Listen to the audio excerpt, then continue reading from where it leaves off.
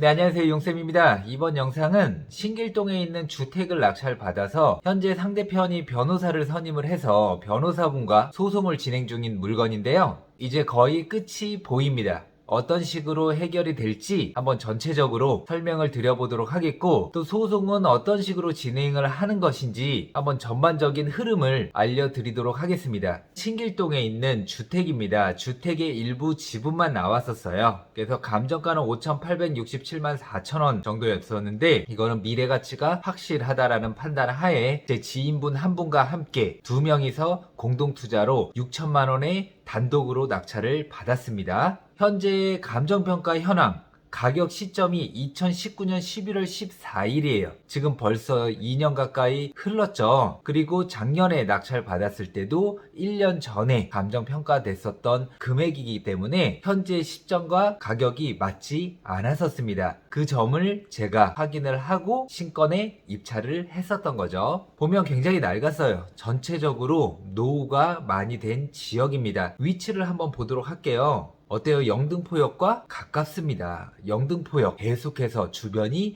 발전돼 가고 있죠. 그리고 신길동도 재개발 많이 이루어지고 있습니다. 미래 가치는 확실한 곳이기 때문에 입찰을 했죠. 그러면 지금부터 전반적인 소송이 어떤 식으로 진행되고 흘러가는지 한번 설명드려 보도록 할게요.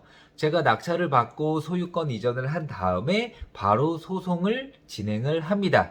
어떤 소송이었냐? 공유물 분할 청구 소송 및 부당이득 청구 소송을 함께 진행을 했어요. 그렇다면 용쌤은 소송을 진행할 때 변호사 또는 법무사의 도움을 받냐? 안 받습니다. 제가 셀프로 소장도 다 작성을 하고 모든 진행은 저 혼자 해결을 해 나갑니다. 소송 어렵지 않아요. 안 해봤기 때문에 두렵고 어려워 보이는 거지, 한 번만 해보면 전혀 어려운 게 아닙니다. 소장 접수를 했는데 피고가 5명이네요. 근데 이 소장이 모두에게 도달을 해야 되는데 한 분에게밖에 도달이 안 돼요. 폐문부재, 이사불명, 폐문부재, 이사불명. 그러면 법원에서는 이 사람들이 현재 어디에 거주하고 있는지를 다 찾게 해줍니다.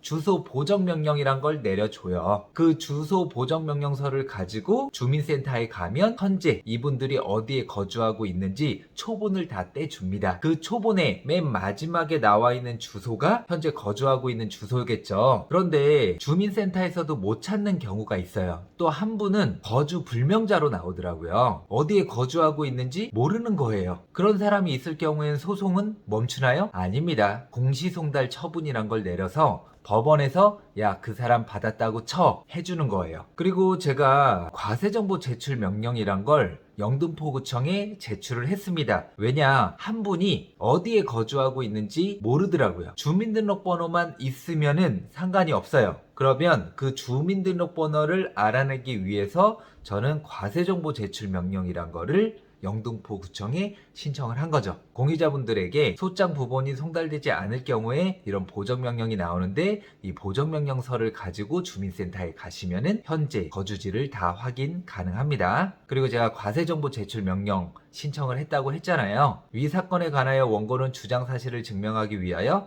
다음과 같이 과세정보 제출 명령을 신청합니다. 우리가 부동산을 취득하면 반드시 피해갈 수 없는 게 뭐예요? 세금이겠죠. 근데 그 세금을 관리하는 곳이 어디예요? 해당 물건지의 지자체입니다. 그러니까 영등포 신길동에 있는 물건이었잖아요. 영등포구청에서는 그분의 정보를 가지고 있을 거란 말입니다. 그래서 제가 법원을 통해서 영등포구청에 있는 공유자의 어떤 정보들을 다 법원으로 제출해 달라라고 요청을 한 거예요. 어떤 걸 요청했냐? 요구하는 정보의 내용, 취득세라든지 등록세라든지 재산세, 그래서 위 상기 세금의 납부와 관련하여 피고 누구누구의 인적사항, 주민등록번호라든지 주소 있는 것들 다 법원으로 제출해 줘. 그러면 법원에서 판사님이 과세정보 제출을 해당 기간에 보내면 명령서를 받은 담당자는 무조건 법원이 요구하는 자료들을 제출을 해야 됩니다. 그래서 서울 남부지방법원에서 제출 명령,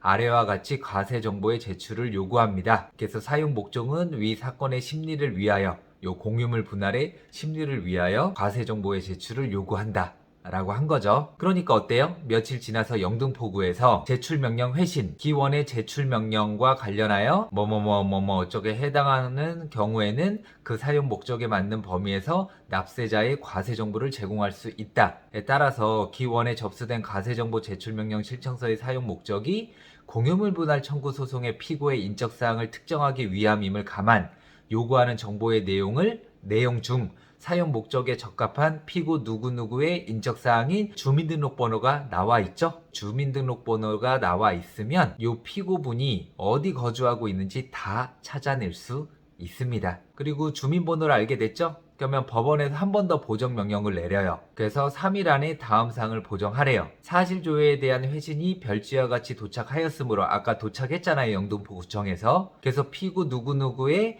주민등록 초본을 첨부하여 피고의 표시를 정정 하시기 바랍니다. 한 번도 소송을 안 해보신 분들은 읽어보시면 도대체 뭐라는 거야 라고 하실 수가 있는데 낙찰 한 번만 받고 소송을 직접 진행을 해보시면 이게 어떤 의미인지 저절로 알게 되십니다. 그래서 피고가 5분이었는데 1명은 공시송달 처리가 됐고요. 나머지 4분만 다 받으면 되거든요. 받은 것들을 확인을 한 다음에 제가 바로 기일 지정 신청이란 거를 합니다.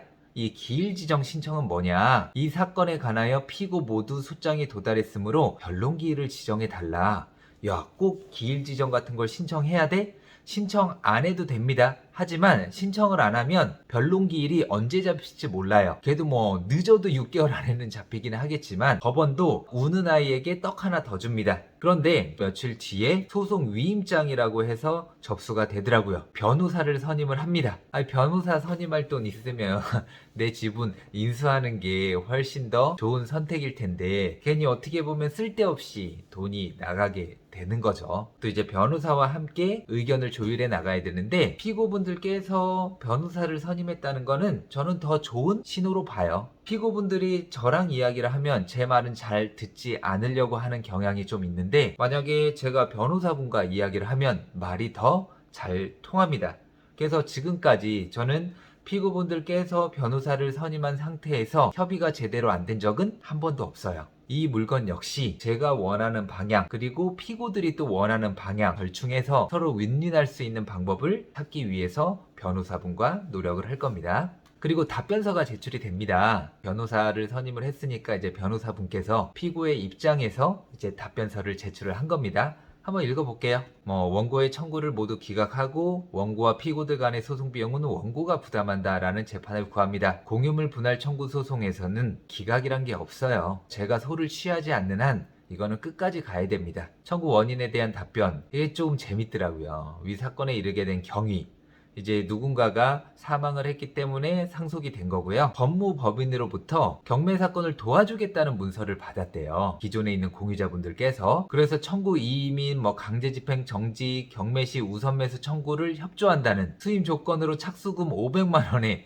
약정서를 체결한 후 금액 중 300만 원을 위 약정서 체결일 지급하였고 나머지는 2019년 11월 29일 날 지급하기로 했는데 그때의 사무장은 나머지 금액은 천천히 지급해도 된다고 했다네요. 하지만 300만 원을 지급했음에도 불구하고 그 사무장은 경매 사건에 아무런 대응을 하지 않았던 거예요. 그러니까 황당하죠. 기존의 공유자들은 공유자 우선 매수를 하기 위해서 이렇게 변호사 사무장에게 300만 원까지 줬는데 이분이 일을 안 한 거예요. 제가 봤을 땐 일을 안 했다기보다는 신권에 낙찰될 줄은 몰랐었던 것 같아요. 그래서 한 번이라도 유찰되면 그때 가서 우선 매수해야지 라고 했는데 갑자기 신권에 낙찰되고 거기에 대해서 딱히 대응을 안 했었던 것 같아요. 그러면서 다시 연락해서 사건이 잘 안 되어서 착수금을 돌려주겠다 라고 하였습니다. 그래서 업무 태만으로 인하여 억울하게도 경매 절차에서 우선 매수 청구를 비롯한 아무런 권리 행사를 하지 못했습니다. 이렇게 답변서를 적으면 판사가 피고 측에 더 유리한 어떤 판결을 내려줘야지 할까요? 안 해요. 이건 소송을 함에 있어서 전혀 중요한 내용이 아닙니다. 그래서 이 사건 건물과 토지는 전면적 가격 보상에 의한 현물 분할로 이루어져야 합니다. 그러면서 요거는 딱히 다 읽을 필요는 없고요. 마지막 원고의 지분에 대하여 그 지분에 적정하고도 합리적인 가격을 배상시키는 방법에 의한 현물 분할이 상당하다고 생각됩니다. 상대방 쪽에서도 매입을 하거나 매도를 하거나 그렇게 협의를 하고 싶다 라는 답변서 내용입니다. 그러면서 답변서가 제출이 됐고 또 협의를 할 의사가 있다는 것을 답변서에 비췄잖아요. 그래서 결정, 이 사건은 조정위원회로 하여금 조정하게 한다. 변론기일이 아니라 이제 조정기일이 잡힙니다. 그래서 조정기일 요약, 예전에 올린 영상에도 제가 좀 설명을 드렸는데 우선 판사님과 조정위원, 세무사 이렇게 세 분이 계셨고요. 공유자 측은 변호사가 당연히 출석을 했겠죠. 그래서 제 주장은 현재 시세는 더 높지만 9천만 원에 매도할 생각이 있다. 그리고 내 지분을 매입할 생각이 없다면 저는 공유자들 지분을 내가 매수할 생각이 있다라고 판사님께 말씀드렸죠. 판사님 판단은 그러면 8,500만 원 정도면 합리적일 것 같다 라고 이야기를 하면서 변호사에게도 8,500 정도면 피고 측에서도 매입을 하는데 크게 불만이 없을 것 같은데 어떻게 생각하냐 라고 물었는데 지금 피고가 원래 5명이었고 또 한 분은 나이가 너무 많으신 이제 어머니시고 한 분은 거주 불명자이기 때문에 공시송달 처리됐잖아요. 그래서 변호사는 잠시만 밖에 나가서 의뢰인들과 이야기 좀 하고 오겠습니다. 근데 세 분하고 다 통화를 하더라고요. 근데 세 분 의견이 다 달라. 그래서 시간을 좀 많이 잡아먹었는데요. 공유자 측 반응 8,500만 원에 매입할 생각은 없다 하면서 협상 결렬이 됐죠. 그리고 4월 16일 최종 변론기일이 잡혔습니다. 그래서 변론 종결이 됐고요. 2021년 5월 7일 날 판결 선고가 납니다. 제가 주장한 대로 판결은 날 거예요. 그런데 이런 상황 속에서 2021년 3월 31일 날 은평 연신내 영등포 신길 도봉 창동 등 도심 21곳 2.5만 가구 공급 해가지고 기사가 하나 떴습니다. 뭔지 보니까 저 1차 선도사업 리스트에 제가 가지고 있는 구 신길 15구역 저층 주거지 주택 공급 활성화 지구로 선정이 됐어요. 선정이 되면 좋은 거죠. 근데 단점이 있어요. 이사 대책이라고 많이 들어보셨을 겁니다.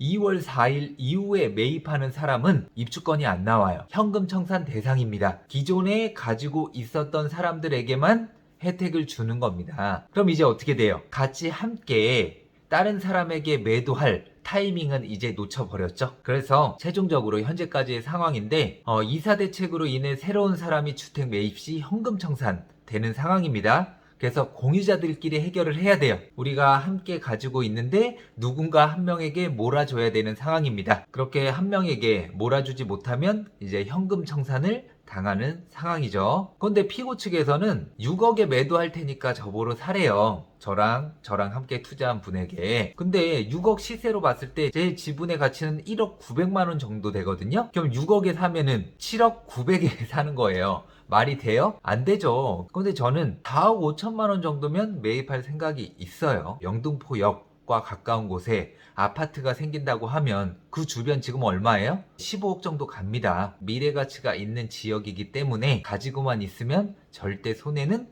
안 보는 곳이에요. 조정기일 때 8,500만 원에 매도할 생각이 있었는데 지금은 1억 이하로는 어렵다라고 변호사분에게 이야기를 했어요. 그러니까 변호사분께서 이제 피고분들에게 전달은 하겠다고 하는데 어쨌든 처음에 8,500에도 살려고 하지 않았었는데 또 1억에 협상하자고 하면 안 하겠죠. 어쩔 수 없습니다. 가장 좋은 방법은 상대방 지분을 매입을 하는 게 가장 좋기는 하죠. 근데 이제 돈이 너무 많이 들어가다 보니까 조금 부담이 큰 것도 사실입니다. 그러면 이 물건 최종적으로 어떻게 해결이 되는지는 제가 해결된 뒤에 다시 한번 마무리 영상 올려보도록 하겠습니다. 소송 어렵지 않고요. 협의하는 거 어려울 거 전혀 없습니다. 적극적으로 지분 물건들 주거용 또는 토지 낙찰 받으셔가지고 이렇게 상대방과 협의를 해서 매도를 한다고 하면 빠른 시간 안에 투자금 대비 큰 수익을 얻을 수 있거든요. 지분 투자 굉장히 매력적인 투자법입니다. 관심 있으신 분들은 꼭 배워보시고 꼭 실행을 해보시길 바라겠습니다. 감사합니다.